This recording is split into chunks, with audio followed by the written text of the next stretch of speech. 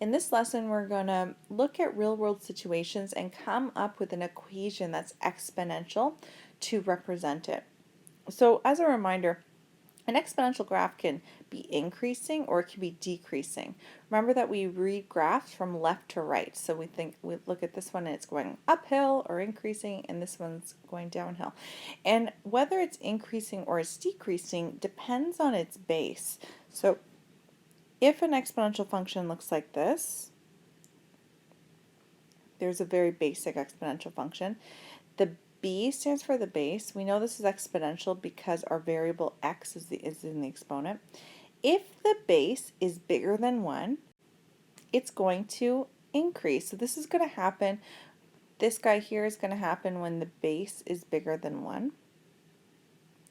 And this guy here is going to happen when the base is less than 1.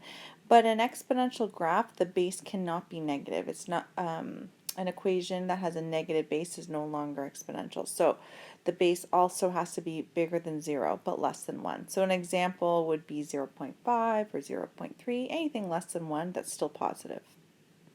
So as we come up with these equations in this lesson, if we know that the thing that we're talking about is increasing in value, let's say, or in population, if we know it's increasing, our base better be bigger than 1.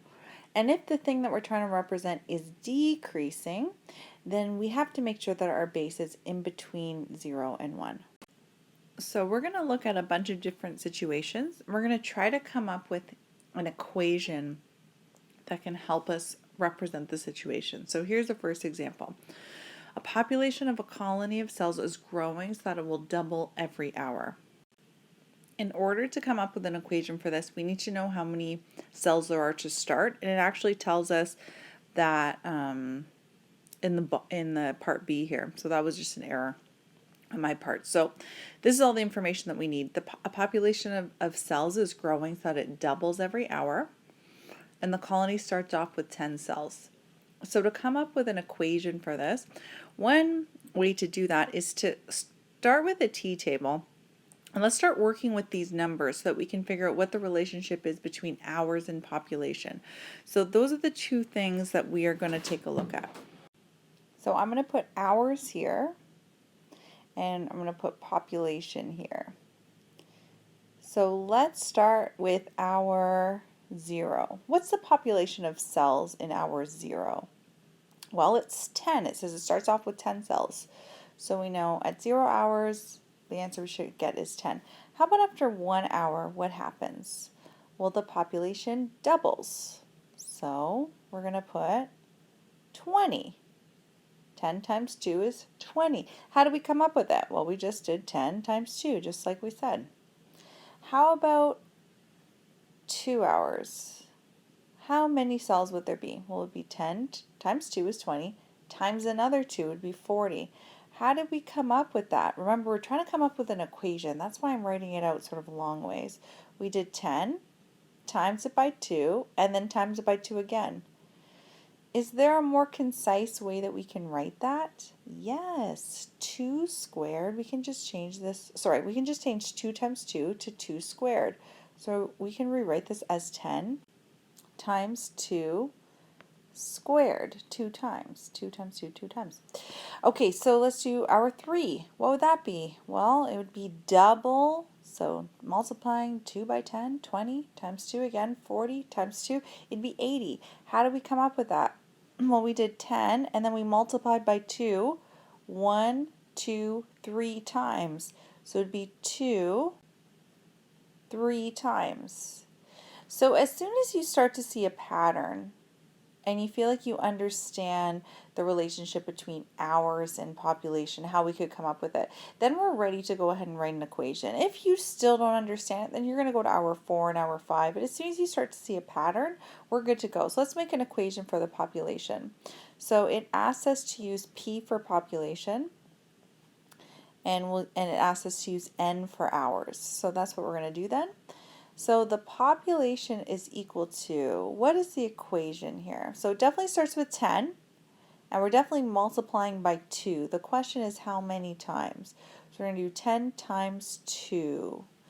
Well, let's take a look at this exponent here and figure out its relation to hours. So we know that this is an exponent 1, so I'm going to put a 1. So let's try to connect the hours, I'll use yellow, the hours, to our exponent. 1, 1. Here's the hours here. Look at the exponent. It's 2. Here's the hours here. Look at the exponent. It's 3. So can we not conclude that the exponent should be the number of hours? So this should be n. And now we have our final equation. Ta-da! Let's do B. The hardest part is done. Now all we have to do is use the equation. B says that we're going to start off with 10 cells. Okay, our equation already has that. What will the population of the colony be after 8 hours? So what are we given here? Population or hours? We're given hours. So we know that the number of hours 8. The number of hours is 8.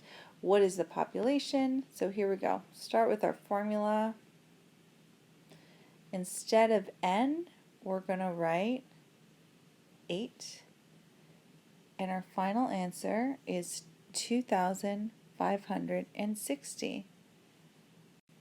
So there will be 2,560 cells after 8 hours.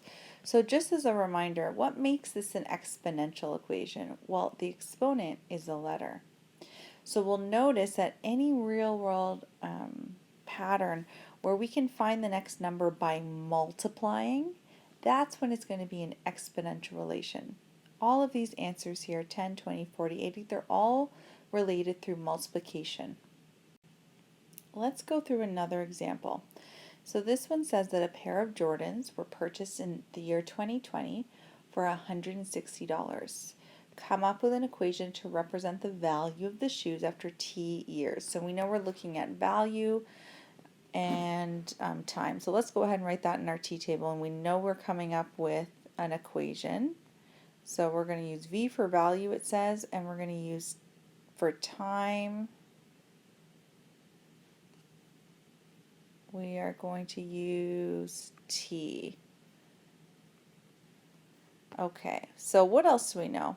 This again should have been at the top, but I forgot to write it. The shoes appreciate in value by 6% a year. So that's the other thing that's important. The shoes appreciate in value by 6% per year. So let's read through this information again. Pair of Jordans purchased in 2020 for $160. The shoes appreciate in value by 6%. This should have been at the beginning, so I apologize. Same mistake as before. Come up with an equation for the value. Okay, let's do this. So let's come up with our first point. So what if our time was the year 2020? What would the value be? It'd be $160 because that's what they were worth then. Now, as my x value here, this is my independent variable, I don't want to be plugging in 2020 into our equation and 2021. Those are way too big numbers. So instead of putting this year here, I'm going to define this column or this variable as the number of years since 2020. So that means that I'm going to erase the year 2020 here. We're going to change this. So our first year then, if we're counting years since 2020, our first year has to be year 0. So in year 0, our base year, the Jordans are worth $160. Okay, moving on. How about the next year in the year 2021? So it's been 1 year since 2020. How much would it be worth? Well, the shoes appreciate in value by 6%. So appreciate means it goes up in value by 6%. So how much would the Jordans be worth? So if I just on the side here, if I take 6%, so that's going to be 0.06 as a decimal. Again, we're just taking 6% and we divide it by 100. That's how we get the decimal. If I were to take the 0.6% of 160, that would be 9.6. So that's how much they go up in value. So that means that the value, the new value would be 160 plus 9.6. It'd be 169.60. So our answer is 169.60.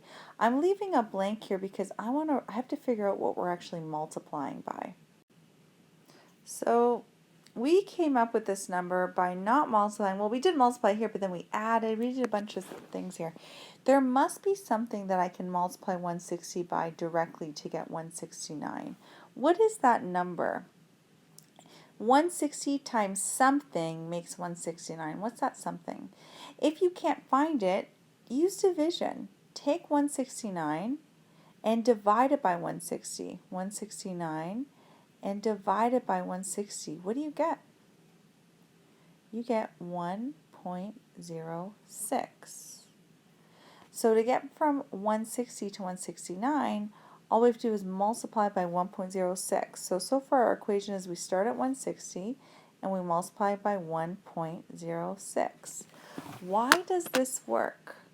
Well, this means 6%, 0.06, with a 1 in front. So that means 6% plus 100%. So what this is really doing when we're calculating, we're multiplying by 1.06, is we're taking 100% of the price and we're adding 6% of the price. So if something is going up by a certain percentage, then we can just put that percentage with a 1 in front and it will go up by that percentage. Let's go ahead and try it for the next one. What about in year 2? How much would they be worth, our Jordans? So they were worth 160, and now the price has gone up to 169. So let's work it out on the side. What would it be worth next? Well, it would be 6% of 169. So I'm going to do 0.06 times 169.60. And we get approximately 10.18. So our new price would be 169.60 plus 10.18, which is equal to 179.78. So that's how much the shoes are worth the next year. So let's see if our little trick with the 1.06 works. So the answer we should get is 179.78. So what can we multiply 1.6 or 169.60 by to get this one? Is it again 1.06? Let's check. I'm going to take 179.78 and divide it by 169.60. And what do you get? Again, we get 1.06. There are some other decimals after this, but that's because this 10.18 was rounded. If we had left it as an exact number and then worked it out here, then we would have gotten exactly 1.06. So what's the pattern? Every time that we find a new value from the previous year, we're just multiplying by 1.06. So for year 2, we're taking 160. That's original. We're multiplying by 1.06 once, and then again twice. So our equation is going to look like 1.06, and this time squared. How about the third year? We'd start with 160, and we would multiply by 1.06 one time, 2 times, 3 times. So it would be 1.06 to the power of 3. And that's equal to 190.56. If we did it the long way, like how we did here, we would get this number too. It's faster to multiply by 1.06. So now can we come up with an equation? So let's use V for value. So the value of these shoes are going to be, we start with the original, and then we're multiplying by 1.06. How many times? We're multiplying by 1.06. So we know that this exponent is 1. So let's look for a connection again. We're going to look for a connection between our x value and our exponent. X value and exponent. Isn't this exponent here, isn't it just the year since 2020? Don't these match? So we're going to put a t here. And we have an equation. We're done. Let's quickly do part B now. So part B says the shoes appreciate in value by 6%. Okay, we dealt with that. What's their estimated value in the year 2040? So what are we given? Definitely not the value. We don't know the value. So we must be given T. And remember, T is, we defined it as the year since 2020. So we're not going to put in here T is equal to 2040. What are we going to put in here? How many years has it been since the year 2020 in the year in 2040? Well, it's been 20 years. If you're not sure, take 2040 and then subtract the starting year 2020, and we're going to get T is equal to 20. So all we have to do is plug that into our equation and we'll find our value. So the value of the shoe is going to start with 160. It's going to multiply by 6% 20 times, and it's going to equal $513.14.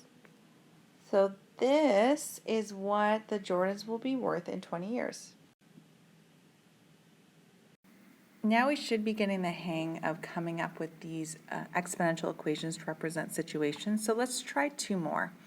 It says a ball is dropped from the roof of the school into the parking lot. The roof is 12 meters off the ground, and the height of the ball decreases by 20% after each bounce. So we're asked to come up with an equation to represent the height of the ball after n bounces. So I'm going to start with a t-table to just begin here, and I know that we are measuring bounces versus height. So before the ball is dropped, that would be at 0 bounces, what is its height? So we know that the roof, it's dropped off the roof, and we know that the roof is, here it goes, it says 12 meters off the ground. Whoops. It's 12 meters off the ground here. So the height when there's been no bounces at all must be 12 meters. How about after one bounce? It says that the height of the ball decreases by 20% after each bounce. Decreases by 20%. So 20% of 12, we would take 0.2 times 12. And that equals 2.4. But that's not the new height. This is what it decreases by. So the new height would be 12 minus this, minus 2.4, which is 9.6. So that's the new height. The question is, how did we get that? Well, we found it by finding 20% and then subtracting. But what can we just multiply 12 by directly to get 9.6? If you can't figure it out, take this number and divide it by this number like we did last time. So take 9.6 and divide it by 12, and we get 0.8. So that means that to go from 12 to 9.6, all we have to do is take 12 and multiply it by 0.8. Why does this make sense? Well, if the height of the ball is decreasing by 20%, so this is 100% of the bounce, and it's decreasing by 20%, what would be left over? It would be 100% minus 20%. There'd be 80% of the bounce left. So 80% is what is left over in terms of the height of the bounce, so, or the height of the ball. So we're just going to multiply by 0.8. After the next bounce, again, the height of the ball is going to go down by another 20%. So we're just going to take 0.8 of this number. If we multiply 9.6 by 0.8, we get 7.68 meters. So it's going down slightly by 20% every single time. How do we get this number? Well, we started with 12, then we multiplied by 0.8, and then we multiplied by 0.8 again. How do we write that? 12 and then multiplied by 0.8 2 times. Are we starting to see the pattern now? Let's do another one. The new height would be 20% less of this. So we know a shortcut is just multiply it by 0.8. And we get 6.144. How do we get that? We started with 12 and we multiplied by 0.8 3 times. So let's say if we can come up with an equation now. So we know that this exponent here is 1, so we're going to put a 1 here. Okay, so we know that our equation must start with 12. We're going to multiply by 0.8. How about the exponent? 1 bounce, exponent's 1. 2 bounce, exponent's 2. 3 bounces, exponent's 3. So we can see that once again our x value, or independent variable, matches the exponent. So let's make an equation now. We are given that we should represent height with the letter h, so we'll do that, and the number of bounces with n. So let's make an equation. The height of the ball is going to equal to 12 times 0.8, and we already figured out that the exponent is the number of bounces. So here is our equation. Let's try b now. It says after approximately how many bounces will the height of the ball reach 2 meters? So what are we given here? We're given the number of bounces, or are we given height? We are given height. The height is 2 meters, and we don't know the number of bounces. So let's fill in this equation. We have h is equal to 12 times 0.8 to the power of n. And this time we know the height. And we have to solve for an exponent here. So how can I get n by itself? I got to get rid of the 12. I got to get rid of the 0.8. Except the 0.8 is attached to the exponent.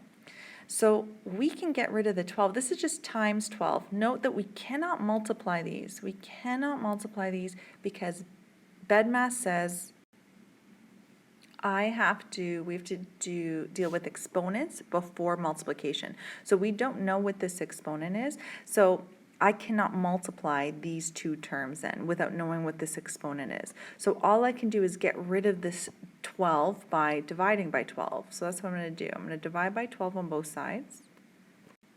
And 2 divided by 12 is approximately 0.167. It's not perfect, but that's what it approximately equals. So this is what we're left with now. The question is, how can I get the exponent by itself? Well, there's a way to do it using something called logs. But another way to do it is actually just guessing and checking. That's what we're going to do. We're going to guess and check this number, and we're going to approximate it to equal 0.167 as best as we can. So to start with our guessing and checking, just keep a tally on a t-table just to make sure that you are going in the right direction. So we're going to throw in some different numbers for n, and we are trying to get to 0.167. That's what we're trying to get to. So if we put in n is equal to 1, we know it's going to give us 0.8. Let's try n is equal to 2.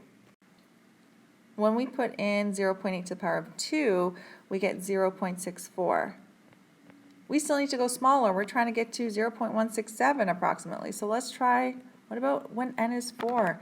0.8 to the power of 4 is going to be 0.4096. We're going in the right direction. The number's getting smaller. We need it smaller. Let's try 7. 0.8 power of 7. We get 0.209, blah, blah, blah, blah, blah, 97. Okay, closer. We're not there yet. Maybe try 8.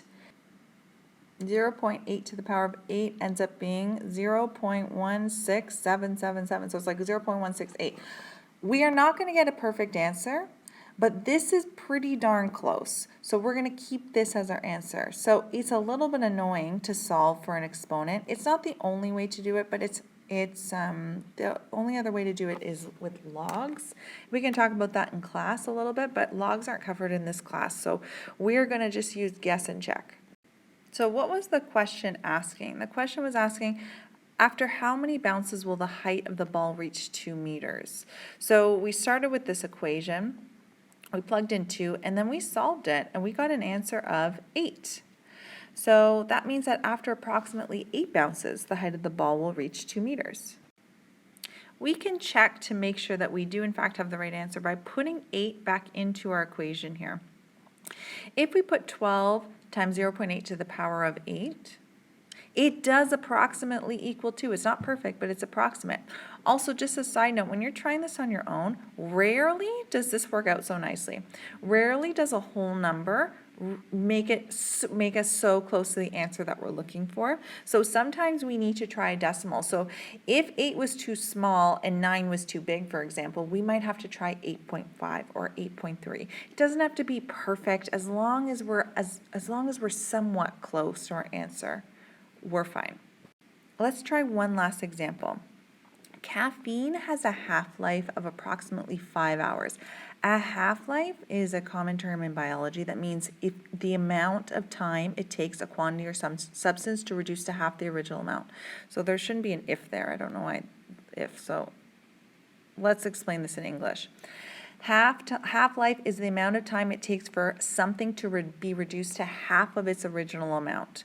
So that means that if caffeine has a half-life of 5 hours, that means that when we drink coffee or something with caffeine in it, it takes about 5 hours for our body to get rid of half of the caffeine that's in our body. So after 10 hours, that means it's reduced it to a quarter because it cut in half 2 times. So half-life just refers to the amount of time it takes for something to cut in half. It says that a Tim Hortons medium ice cap has approximately 120 milligrams of caffeine in it. Come up with an equation to represent the amount of caffeine that's left in our body after 8 hours. Okay, so let's again start this with a T table. Let's try to understand what's going on here. So we have hours and we have milligrams of caffeine. So after 0 hours, so as soon as we drink this ice cap, how much caffeine do we have? Well, it says that we have 120 milligrams. And remember, it takes 5 hours for it to cut in half. So after 0 hours, we have 120 milligrams in our body. So as soon as we drink this thing, this is how much caffeine is inside us. So after 1 hour, how much caffeine? Well, does it cut in half after 1 hour? No, it cuts in half after 5 hours. So in this case, it doesn't make sense to go up to 1 hour. We don't know how much caffeine is in our body after 1 hour. When do we know how much caffeine is in our body? Well, we only know every 5 hours. So I'm going to put a 5 here. We know after 5 hours, this amount of caffeine is going to cut in half, so we're going to be left with 60 milligrams. What did I multiply to get from 120 to 60? I multiplied by 0.5, and you can check that by taking 60 divided by 120. It gives us 0.5. So that's what we're multiplying by here. What about in the next 5 hours? So what about after 10 hours? How much caffeine is there? Well, we would take 60 and divide it by 2. So we'd be left with 120. Sorry, what am I saying? Not 120. We'd be left with 30. The 60 divided by 2 is 30. So what do? We took 120 and we multiplied by 0.5 and we multiplied by 0.5 again. So we multiplied by 0.5 2 times. And now we're sort of getting the pattern here.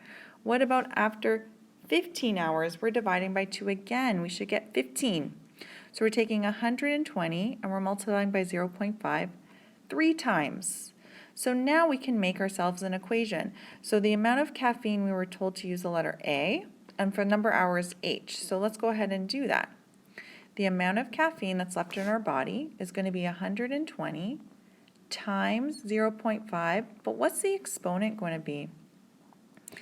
In this case, if we just highlight the exponents here, so we know that the exponent in this first guy here is 1. This is a 1. 1, here we go. Okay, so what's the connection between 5 and 1? And 10 and 2? And 15 and 3? What can I do to this 5 to get 1? What can I do to this 10 to get 2? 15 to 3? Well, what if I divide them by 5? 5 divided by 5 is 1. 10 divided by 5 is 2. 15 divided by 5 is 3. So our exponent is going to be our number of hours divided by 5. That's how we're going to get this exponent. And every time, we're going to see this division in the exponent every time that we're doing something, not every hour, every day, every minute, but every 2 hours or every 2 days or every 2 minutes. Or as long as we're not going up by ones here, we're going to see whatever we're going up by divided here. So we can understand why, because we're looking for the connection between our number, our independent variable, and our exponent. So here is our equation. We're done. Can we do part B now? Part B asks us, after how many hours will there only be 5 milligrams of caffeine left in our body? So we know that the amount is now 5, and we're looking for the hours. So this is a similar question to what we just did. We know the amount is 5, and we're looking for our hours now. So again, we're solving for an exponent. I know I can't touch this, but I can get rid of the 120. So I'm going to divide by 120 on both sides. And 5 divided by 20 is about, we'll just approximate here, 0.042, okay?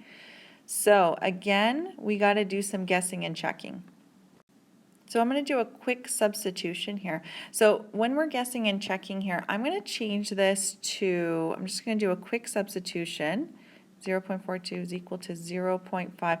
I'm going to make this whole exponent just equal to x. So I'm just going to say that x is equal to h over 5, just so that we're just looking for one number rather than one number divided by 5, and then we'll find out what h is later.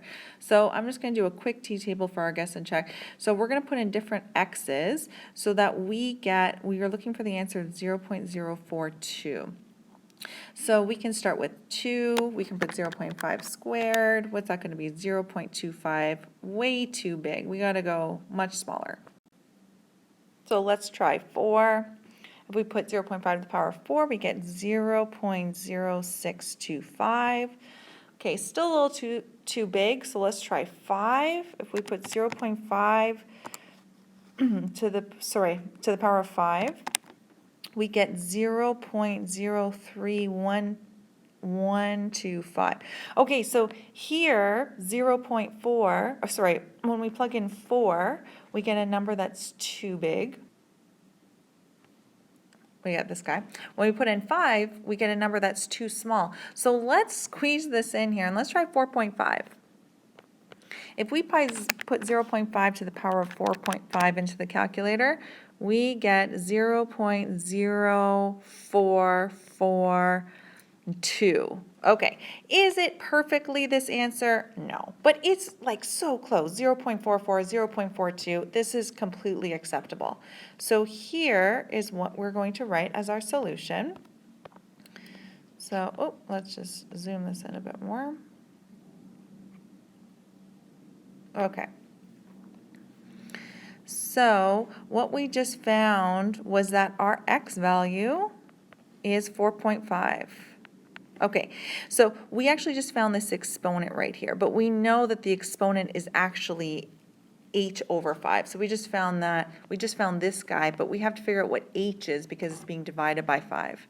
So we know that x is equal to, our exponent just equal to h over 5. So I'm going to put in 4.5 here and solve for our h. So I'm going to multiply by 5 on both sides, multiply by 5 on both sides, and 4.5 is equal to 22.5.